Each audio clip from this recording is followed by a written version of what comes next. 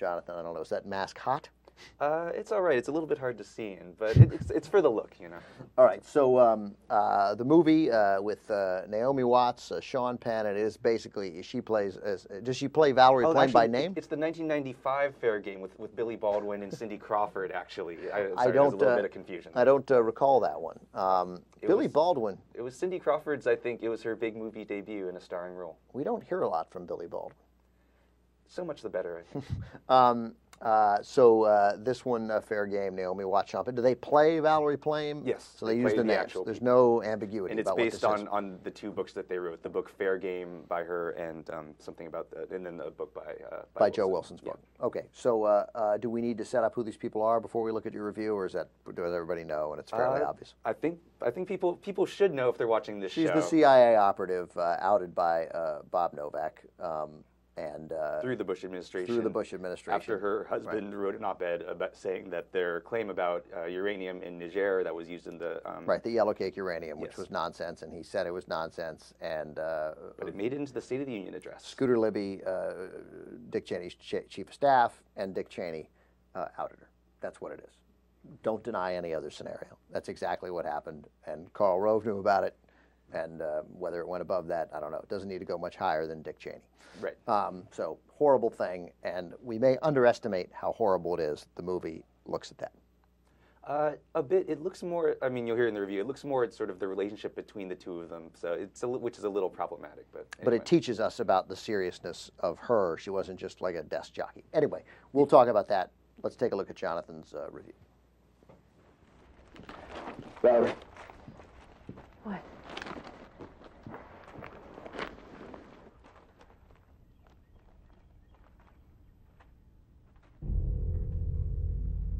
Wilson never worked for the CIA, but his wife... Is an agency operative on weapons of mass destruction. He just went ahead and did it. Does this run overseas? It's in the newspaper, Valerie. It's on the... No, that's Colin. Is he syndicated overseas? It's everywhere.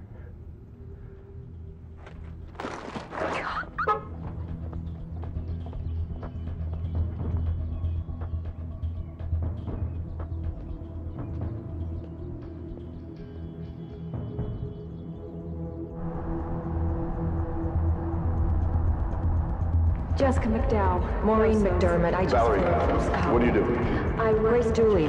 Terry Ross. Liz Hyman. Grace Semmel. Sigma Chemicals. Paris. Milan. Vienna. Who are you? Who are you? Remember the good old days of 2003, before Obama destroyed the country, when the Bush administration was lying and exaggerating to trick a still traumatized nation into war with Iraq? And Bush lied to the nation and the world in his State of the Union address about Saddam Hussein trying to get uranium from Africa, the so-called 16 words, which is a polite way to say big-ass scaremongering lie. And around that time was when you probably learned the names of now former undercover CIA agent Valerie Plame and former ambassador to Iraq Joe Wilson, two dedicated public servants who the Bush administration tried to destroy because they risked their lives for their country and told the truth about Iraq's non-existent WMDs. Their tale is now told in the film Fair Game, featuring the powerhouse trio of Naomi Watts as Plame, Sean Penn as Wilson, and director Doug Liman of The Bourne Identity and a personal favorite, Swingers. Still, Hollywood's record of dealing with recent political events has been pretty dismal, with a string of well-meaning, star-driven flops like Green Zone, Brothers, and Lions for Lambs. Will Fair Game be spared their fate? More importantly, does it deserve to? Wilson and Plame's story is one seemingly tailor-made for the movies, with a good-looking, whip-smart undercover agent, her crotchety and iron-willed husband, deception, political cloak and daggery, and betrayal. But probably my favorite thing about Fair Game is its depiction of the unglamorousness of real spy work, which occasionally includes risky missions overseas, but usually consists of a lot of time in cramped, untechnologically advanced offices, reading and fact-checking intel and trying to locate people so you can talk to them. At home, an agent like Plame couldn't tell her husband or anyone else anything about her work, which is well illustrated in scenes of the Wilsons' hectic but normal domestic life raising young twins, and get-togethers where they have to hold their tongues about what they really know as friends spout half-truths and propaganda about WMDs in Iraq they heard from the liberal media. When Wilson writes his op-ed exposing Bush's lie about uranium in Niger in the State of the Union address, the Bush administration retaliates by leaking the fact that Plame worked for the CIA, blowing her cover, endangering assets, and ruining years of super-secret operations in Plame's specialty field, WMDs. What the Bush administration claimed was their utmost concern should the smoking gun be a mushroom cloud. One of the other good things Fair Game does is show the type of valuable intelligence that was lost as a result of the leak, with a fictionalized but no doubt realistic subplot about an Iraqi nuclear scientist who Plame tries to have smuggled out of Iraq. However, that doesn't save Fair Game from what seems to be the characteristic flaw of dramatized versions of recent political events. If you're into politics like I am, you want to go deeper, learn new information, and find out what really happened. That's the sort of thing probably best addressed in a documentary, especially for a story as twisty and important as the Plame affair.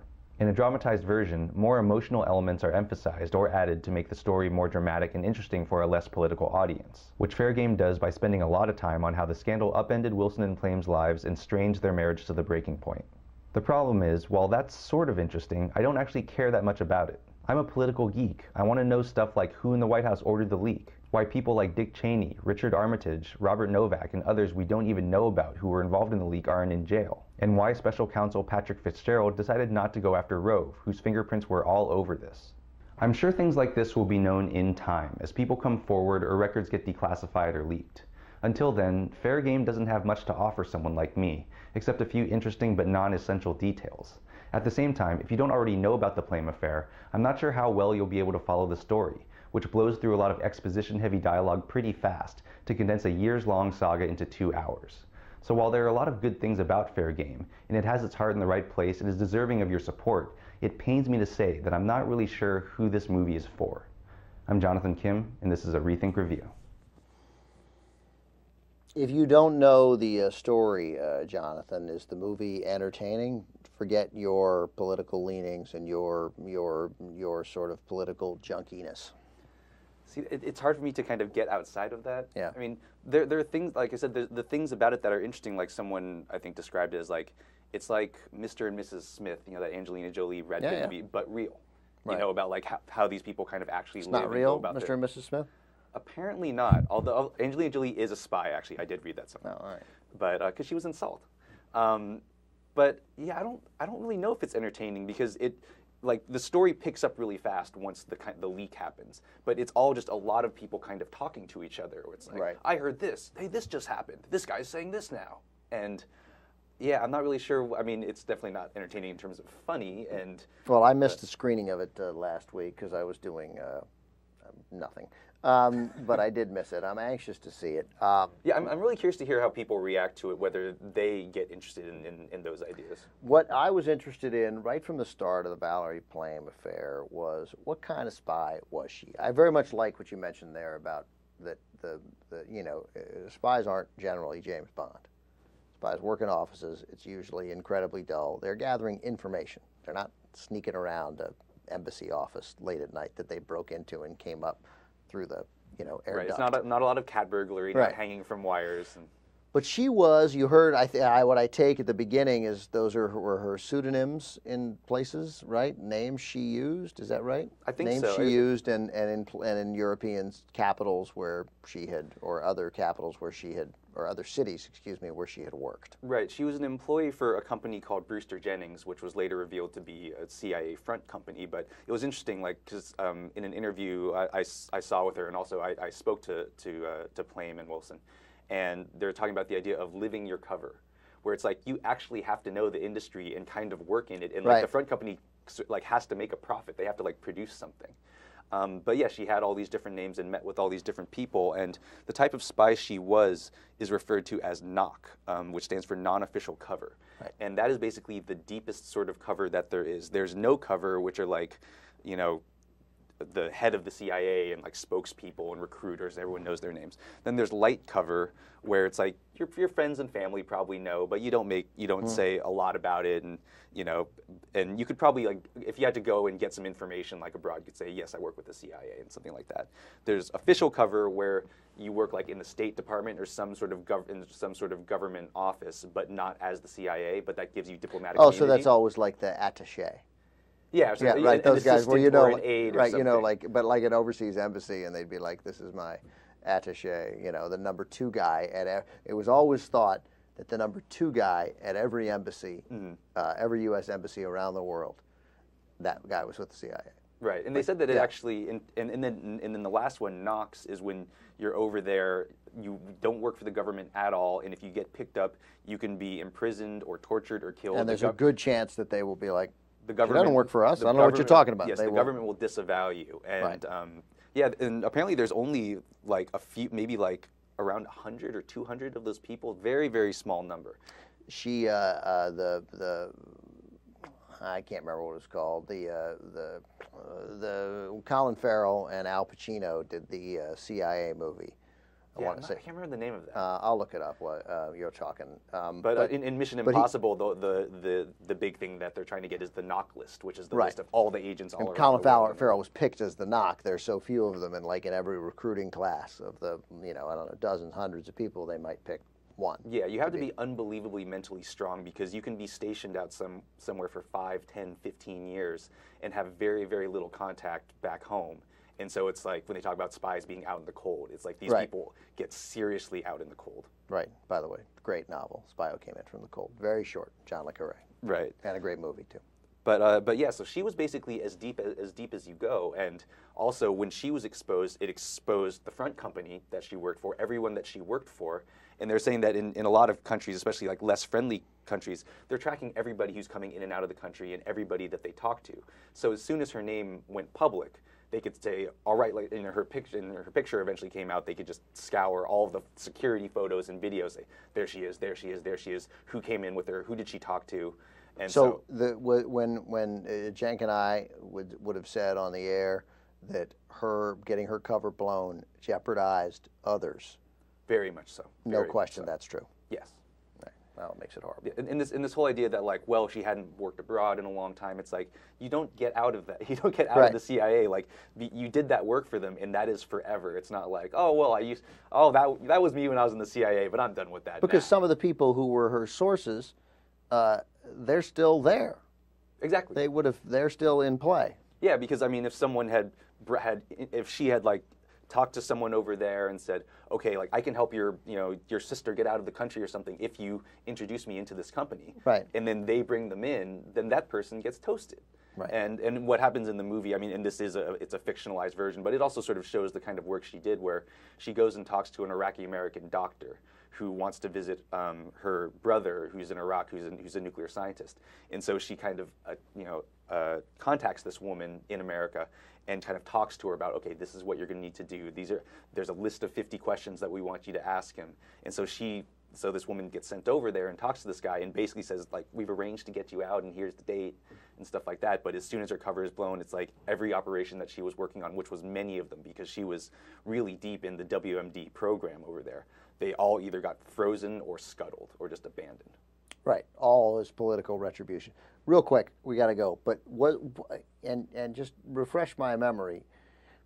What was the value in outing her? Oh, to undermine Joe Wilson's credibility, right? Yeah, it was basically because like in the Novak article, they're saying that there was no point to say that his wife sent her.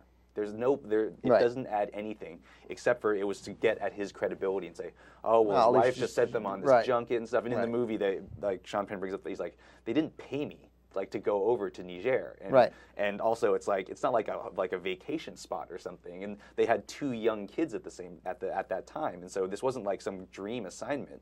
He did it out in Niger. Fantastic. Right, and they also, I mean, you actually kind of see it the way that. When did Niger stop being Niger? It's because there's actually. No, I know there's Nigeria. I always thought that was fun. It's just to avoid the confusion. So. They changed the whole name of their country to avoid confusion?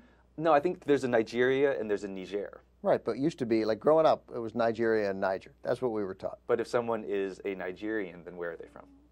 Yeah, they're from Nigeria. And then Niger is screwed, and it's a dangerous word. I got that. But nonetheless, that's how it was. And then all of a sudden, it's like Uranus. All of a sudden, that was done because it was awkward for people to say. Yeah, and this whole idea that she was the one who sent him, like the way they portray it in the movie is someone says, we need to send someone to Niger. How about your husband? And right, of course not. Yeah, and she's like, well, he was stationed over there for a while. He's definitely qualified. Yeah, I can ask him. Right. And that was the extent of it. Of course, that's how it was. She wasn't like, we'll send Joe over there and he'll say what I want. Please send my husband. He needs the money. Right. And of course, in hindsight, we know full well that they were all correct. Yeah, that's the big thing is like all the attacks on Wilson and Plame is that they were right about everything all the way through. I saw Tom McCarthy's in the movie. Tom McCarthy wrote and directed The Visitor, which I don't think a lot of people know. He was also in The Wire. He played the reporter in season 5 of The Wire. He's a wonderful actor. And real quick, we got to go. I'm sorry, I know I said that before. Lions for Lambs was atrocious and unwatchable because of its sanctimony. Brothers didn't seem, I'm mentioning the three. Brothers was flawed, but there were some good performances in Brothers. Yeah, it was okay. I mean, I reviewed that here, and I didn't like it because I didn't feel like in the end it didn't say anything. I agree. It went out of its way not to say anything about the war, and kind of didn't say anything about PTSD either. And Green Zone was solid for 2/3, and then it sort of broke down into what sounded like liberal spewage. Yeah, I mean it's an interesting as the action part, but at the end, like what I didn't like is obviously you know how it ends. Right. They don't find the WMD. But it was. All it needed was the truth. It didn't need the sinister Defense Department employee. It didn't need the Greg Kinnear that made everything way more sinister. Like, you didn't need to over-sinister Rumsfeld and Cheney and their people. The truth is sinister enough. Right. So that's what bothered And I think me there's about also Green there's a funny Green Zone movie to be made because the book that Green Zone is loosely based on, which is called Imperial Life in the Emerald City, there's a very dark humor to it, which you see in Green Zone when there's like the pool parties and like the barbecuing and stuff like that. But like more of that book is like that. It's a really interesting book. And I thought 2/3 of Green Zone was just fine. Okay, Jonathan, nice job. Thank you very much. RethinkReviews.net. Okay. And obviously every Friday here on the Young Turks. Did you see Nothing But the Truth, Rod Lurie's movie that is just sort of based on with Kate Beckinsale and Vera Farmiga? No, I haven't. I thought it was great. Christy didn't like it. I thought it was great. I recommend everybody go see Nothing But the Truth, Rod Lurie's movie. That's a basic Valerie Plame story, which I liked a lot. And so go see that, and I'm gonna. So yes. Do we see? I know I said real quick 12 times. I say go see Fair Game. Yeah, I haven't seen it. Support Fair Game. Support Fair Game. I would say. I mean, and I'm really curious to hear what other people think about it after they see it because I know I'm in my political head when I'm watching it. So, Jonathan, thanks very much.